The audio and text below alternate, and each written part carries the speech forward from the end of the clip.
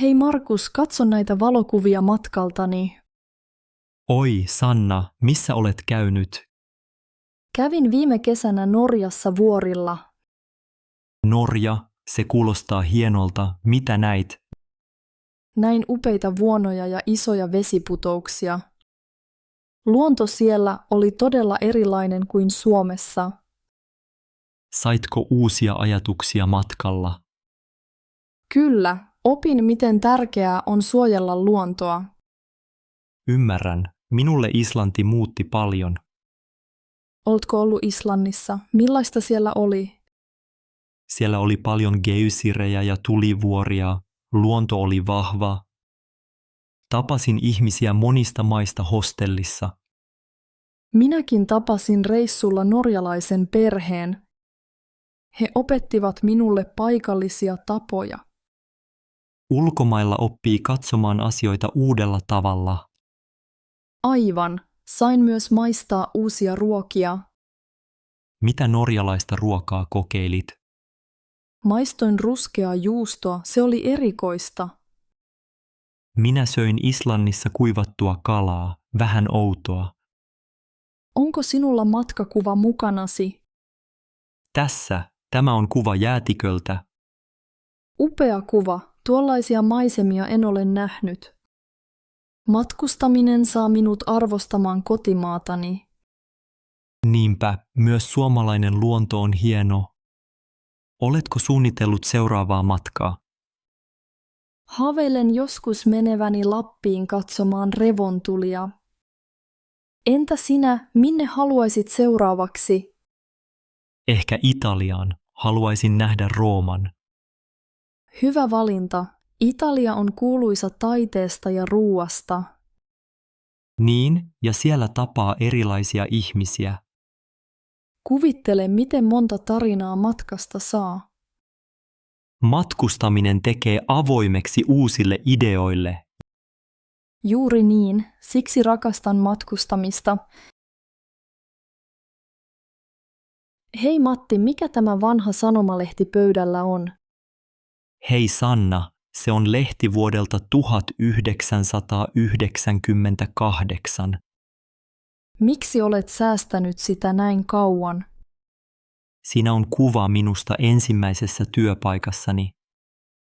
Oho, missä olit töissä silloin? Olin leipomossa Tampereella 16-vuotiaana. Leipomossa, kuulostaa kivalta. Se oli mukavaa, mutta välillä raskasta. Mitä teit siellä? Paistoin sämpylöitä ja siivosin keittiötä. Jäikö sinulle hyviä muistoja? Kyllä, opin paljon työmoraalista ja aikatauluista. Oliko herääminen aikaisin vaikeaa? Oli, työt alkoivat jo 5 aamulla. Voi ei, minä nukkuisin siihen aikaan vielä. Minuakin väsytti, mutta kahvi auttoi. Saitko hyviä ystäviä työpaikalla? Kyllä, työskentelin usein Maijan ja Petterin kanssa. Meillä oli aina hauskaa tauolla. Oliko sinulla silloin jo oma työasu? Kyllä, tässä pöydällä se vanha esiliina on. Se näyttää tosi kuluneelta, mutta mukavalta. Niin on, käytin sitä melkein joka päivä. Saitko palkkaa tilille? Sain pieniä taskurahoja ja muutaman lahjakortin. Mihin käytit ensimmäiset palkkarahat? Ostin uudet lenkkarit ja vein perheen jäätelölle. Ihanaa, huomaavaista sinulta. Kiitos. Halusin tehdä jotakin kivaa yhdessä. Oletko käynyt leipomossa aikuisiällä? Kyllä, kävin siellä viime vuonna kahvilla. Miltä tuntui palata vanhalle työpaikalle? Se tuntui nostalgiselta ja lämminhenkiseltä. Hei Mikko, onko sinusta vaikeaa oppia uutta kieltä? Hei Anna, kyllä, aikuisena se tuntuu tosi haastavalta. Minustakin tuntuu, sanasto unohtuu helposti. Niin, sanat menevät usein sekaisin päässä. Kirjoittaminenkin on joskus hankalaa. Minulla on vaikeuksia erityisesti kieliopin kanssa. Ja lausuminen, vieraat äänteet ovat hankalia. Mitä kieltä olet nyt opiskelemassa? Opin saksaa, se kuulostaa erilaiselta kuin suomi. Ymmärrän, minä harjoittelen ruotsia. Työpaikalla kielitaito olisi hyödyllistä. Niinpä, Suomessa ruotsi on tärkeää monessa paikassa. Luetko paljon kirjoja, kun opiskelet? Kyllä, käytän oppikirjoja ja sanakirjaa. Katson myös videoita netissä. Minäkin katson lastenohjelmia, helppoja lauseita. Yritän puhua ääneen vaikka yksin. Hyvä idea, kuuntelen podcasteja bussissa. Täällä kirjastossa voi oppia rauhassa. Kyllä, kirjasto on hyvä paikka opiskeluun. Joskus ujostuttaa puhua vierasta kieltä. Se on ihan tavallista, vähitellen rohkaistuu. Virheitä saa tehdä, tärkeintä on yrittää. Kiitos, se lohduttaa. Oletko koskaan matkustanut? Olen käynyt Tukholmassa, siellä sai puhua ruotsia. Kuulostaa kivalta. Ehkä matkailu auttaa oppimisessa. Kyllä varmasti, mutta arkiharjoittelu on myös tärkeää. Pidätkö oppitunneista täällä kirjastossa? Pidän kyllä. Opettaja on avulias ja ryhmä pieni. Yhdessä opiskelu motivoi enemmän kuin yksin. Niinpä, ehkä meidän kannattaa harjoitella yhdessä joskus. Olisi mukavaa. Otetaan seuraavan kerran kahvit samalla. Hyvä idea, sovitaan aika ja paikka jo tänään. Huomenta, Oskari. Nukuitko hyvin? Huomenta äiti, nukuin kyllä hyvin. Näin ajokoulun kirjat pöydällä. Luitko eilen? Vähän luin, kokeilin tehtäviä autokoulun kirjasta. Oletko jo varannut inssiaikaa? En vielä, olen aika hermostunut siitä. Miksi hermostunut? Kyllä sinä osaat ajaa. Olen hieman epävarma liikennesäännöistä. Voimme harjoitella niitä yhdessä, jos haluat. Se olisi kiva, voisitko auttaa iltapäivällä? Totta kai, voimme käydä yhdessä läpi liikennemerkkejä. Kiitos äiti, mietin silti, jos epäonnistun kokeessa. Kaikki kokeilevat joskus, ei tarvitse pelätä. Monet kaverini jo ajoivat inssin läpi. Jokaisella on oma aikataulu, älä vertaa itseäsi muihin. Voinko lainata autoamme ajotuntia varten? Totta kai, sanot vain milloin tarvitset auton. Ehkä ensi viikonloppuna voisimme ajaa yhdessä. Se sopii hyvin, minne haluaisit ajaa? Voisin harjoitella keskustassa, vaikka Helsingin kaduilla. Se käy, siellä oppii liikenteen säännöt hyvin. Voinko ottaa autokoulun kirjan mukaan autoon?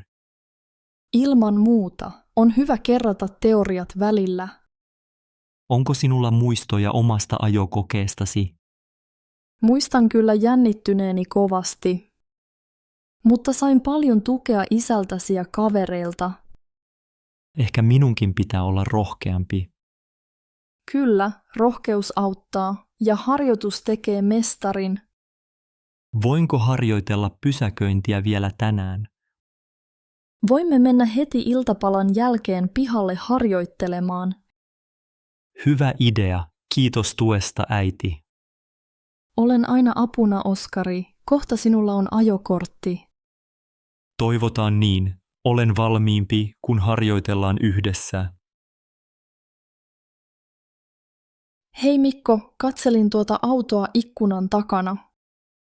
Oletko koskaan miettinyt, kannattaako omistaa auto kaupungissa? Hei Anna, kyllä olen miettinyt. Monilla täällä on auto. Mutta Helsingin keskustassa se ei ehkä ole aina tarpeen. Niin, bussit ja ratikat kulkevat usein. Ja pysäkki on ihan tuossa kulmalla. On totta, että julkinen liikenne toimii hyvin. Mutta joskus auto on kätevä isoissa ostoksissa. Kyllä, ruokaostokset painavat joskus paljon. Mutta kaupunkiin on tullut lisää pyöräteitä. Pyörällä pääsee monesti nopeasti perille. Ja pysäköinti autolla on täällä vaikeaa. Niin, pysäköintipaikkaa saa usein etsiä kauan. Ja parkkilipun hinta on kallis. Auto maksaa muutenkin paljon, bensaa ja vakuutuksia. Ja vuosihuollot vievät aikaa ja rahaa.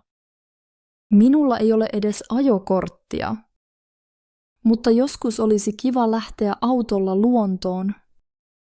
Kyllä, mökille pääsee helpommin autolla. Julkisilla sinne on hankalampaa matkustaa. Oletko harkinnut yhteiskäyttöautoa? Kyllä, olen kokeillut sellaista kerran. Se oli yllättävän helppoa ja edullista. Ehkä se olisi hyvä ratkaisu meille kaupunkilaisille. Ei tarvitse huolehtia vakuutuksista eikä pysäköinnistä. Totuus on, että käytän autoa harvoin täällä. Junalla ja bussilla pääsee lähes kaikille kaupungin alueille. Totta, ja kävelykin on mukavaa, vaikka talvella liukasta onkin. Mutta joskus unelmoin omasta autosta, varsinkin sateella. Ehkä joskus se on vielä tarpeen, mutta nyt en kaipaa omaa autoa. Ehkä tulevaisuudessa maailma muuttuu vielä lisää. Niin, ehkä silloin autoilu on vielä helpompaa ja ekologisempaa. Hei, minulla on tänään vähän kysyttävää autoista. Hei, tervetuloa, minä olen Mikko, automekaanikko. Kiitos Mikko, autoilijoiden virheet kiinnostavat minua. Se on hyvä aihe. Virheitä sattuu paljon. Mitkä ovat kaikkein yleisimmät virheet? Monet unohtavat tarkistaa öljyn säännöllisesti. Tämä voi vahingoittaa moottoria vakavasti. Minäkään en aina muista tarkistaa öljyä. Se on helppo unohtaa, mutta tärkeää muistaa. Entä rengaspaineet? Onko se myös yleinen virhe? Kyllä, ihmiset tarkistavat harvoin rengaspaineet. Väärät paineet kuluttavat renkaita nopeammin. Minä vaihdoin renkaat viime viikolla, mutta paineet jäivät tarkistamatta. Sitä sattuu usein, et ole ainoa. Ajan yleensä Lahdesta Helsinkiin. Pitäisikö tarkistaa jotain ennen matkaa? Ehdottomasti. Tarkista nesteet ja valot. Unohdan helposti valojen tarkistuksen. Moni tekee niin. Muista myös pyyhkijät. Pyyhkiöitä tarvitaan etenkin sateella. Juuri niin, sateessa näkyvyys on tärkeää. Onko väärä nopeus myös yleinen virhe? Kyllä, osa ajaa liian kovaa tai liian hitaasti. Minä yritän aina ajaa rauhallisesti. Hyvä, se on turvallisinta kaikille. Kiitos vinkkeistä Mikko, opettavaisia. Ole hyvä Elina, on ilo auttaa. Voisitko tarkistaa öljyt nyt? Totta kai, otan siihen heti seuraavaksi aikaa. Odotan tässä, kiitos paljon avusta. Ei mitään, hauska kun tulit käymään. Hei Mikael, oletko hermostunut huomista haastattelua varten? Hei äiti, kyllä, minua jännittää aika paljon. Se on ihan normaalia. Ensimmäinen työhaastattelu on aina jännittävä. En oikein tiedä, mitä minun pitää sanoa siellä. Voimme käydä kysymyksiä läpi yhdessä. Olisiko se hyvä idea? Voin harjoitella sinun kanssa. Tietenkin. Katsotaanpa ensin, mitä työnantaja kysyy yleensä. Varmaan kysytään, miksi mä haluan töihin tähän yritykseen. Miksi haluat töihin Helsingin kirjastoon? Haluan auttaa ihmisiä ja pidän kirjoista paljon. Se on hyvä vastaus. Entä vahvuutesi? Olen huolellinen ja ystävällinen asiakkaiden kanssa. Hyvä. Ja mikä on sinun heikkoutesi? Välillä olen vähän ujo uusissa tilanteissa. Voit sanoa, että haluat oppia ja kehittyä. Niin, se kuulostaa paremmalta. Muista hymyillä ja katsoa silmiin. Yritän muistaa. Vaatteet ovat tässä valmiina. Puku näyttää siistiltä. Hienosti valittu, Mikael. Kiitos äiti. Muistinko ottaa kaikki paperit mukaan? Tässä CV ja suosittelukirjeet, kaikki on kunnossa. Hyvä. Pitääkö minun ottaa vielä muistilaput? Voit ottaa, jos ne auttavat sinua. Olen harjoitellut myös katsomaan haastattelijaa. Olet valmistautunut hyvin. Usko itseesi. Yritän olla rohkea. Onko sinulla vielä vinkkejä? Muista hengittää rauhassa ja vastata selkeästi. Kiitos. Voinko soittaa sinulle haastattelun jälkeen? Totta kai, haluan kuulla miten kaikki meni. Kiitos tuesta, äiti. Tunnen oloni paremmaksi nyt. Olen ylpeä sinusta, Mikael. Hyvin se menee. Kiitos. Nyt voin nukkua paremmin tänä yönä. Nukuthan hyvin. Huomenna on tärkeä päivä. Hei Anna, onpa mukava nähdä sinut täällä leipomon edessä. Hei Matti, täällä on aina niin rauhallista ja kodikasta. Niin on. Pieni kaupunki on minusta paras paikka asua. Pidätkö sinä Enosta enemmän kuin Helsingistä? Kyllä, täällä on rauhallisempaa ja ihmiset tuntevat toisensa. Se on totta. Kaikki tervehtivät kadulla. Ja täällä leipomossa saa aina tuoretta pullaa. Tykkään tuosta kanelipullasta erityisesti. Minäkin. Ja kahvila on viihtyisä, eikö vain? Kyllä, usein näen täällä tuttuja. Lapset voivat myös leikkiä rauhassa ulkona. Se on yksi syy, miksi muutimme tänne. Ei tarvitse pelätä liikennettä tai melua.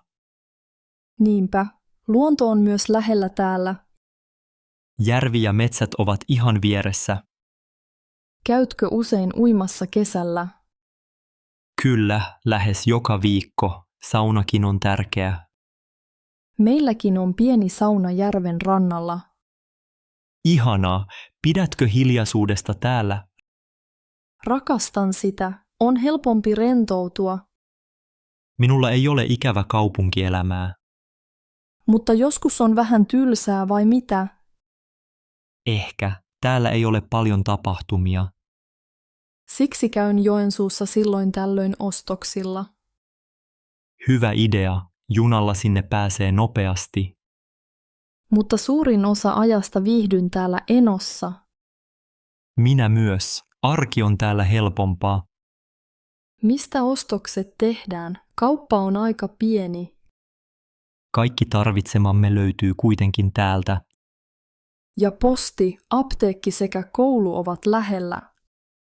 Lapset voivat kävellä kouluun ihan itse. Se on kyllä iso etu perheille täällä. Hei, tervetuloa tänne klinikalle. Miten sä voin auttaa? Hei, olen ajatellut adoptoida kissan. Ihana kuulla. Oletko ennen omistanut lemmikkiä? Ei vielä, tämä olisi ensimmäinen lemmikkini. Hyvä tietää. Kissan omistaminen vaatii vastuuta. Pitää muistaa ruoka, juoma ja päivittäinen hoito. Kuinka usein kissan kanssa pitää leikkiä? Kissat tarvitsevat paljon huomiota ja leikkiä joka päivä. Mitä ruokia kissalle on hyvä antaa? Laadukas kissanruoka on tärkeää terveydelle. Voit antaa myös vähän tuoretta lihaa joskus. Onko rokotukset pakollisia kissoille? Kyllä, rokotukset suojaavat kissaa monilta taudeilta. Pitääkö kissaa käyttää eläinlääkärissä usein? Suosittelen tarkastusta kerran vuodessa. Paljonko eläinlääkärikäynti maksaa yleensä? Peruskäynti maksaa noin 60–80 euroa. Entä jos kissa sairastuu, mitä teen silloin? Ota heti yhteyttä eläinlääkäriin, jos kissa voi huonosti. Voinko jättää kissaa yksin kotiin? Aikuisen kissan voi jättää yksin muutamaksi tunniksi. Pitkille poissaoloille kannattaa pyytää apua ystävältä. Onko kissa onnellinen sisällä vai ulkona? Sisäkissa on usein turvallisempi, ulkona on vaaroja. Voiko kissa oppia kävelemään valjaissa? Kyllä, monet kissat oppivat valjaisiin. Entä jos en ehdi olla tarpeeksi kotona? Silloin lemmikki voi olla yksinäinen. Mieti huolella. Hyvä, haluan kuitenkin yrittää ja oppia. Se on hienoa. Vastuu on tärkeä, mutta saat paljon iloa. Onko sinulla jo mielessä jokin tietty kissa? Tuo pieni harmaa kissa tossa näyttää ihanalta. Hän on juuri etsimässä kotia. Haluatko tavata tarkemmin? Kyllä, mielelläni. Kiitos avusta ja neuvoista. Ole hyvä vaan. Kysythän, jos tulee lisää kysyttävää. Onpa ihana nähdä, että olet muuttanut, Laura. Kiitos, isä. Olen tosi innoissani tästä asunnosta. Täällä on kodikasta. Oletko purkanut kaikki laatikot? En vielä kaikkia, mutta olohuone on jo melkein valmis. Huomasin. Verhot ja matto sopivat hyvin yhteen. Valitsin ne yhdessä Emman kanssa Ikeasta. Keittiö näyttää myös siistiltä. Teitkö jo ruokaa täällä? Tänään paistoin munakasta aamupalaksi. Hyvä. Onko jääkaapissa tarpeeksi ruokaa? Kävin kaupassa eilen, ostin maitoa, leipää ja juustoa.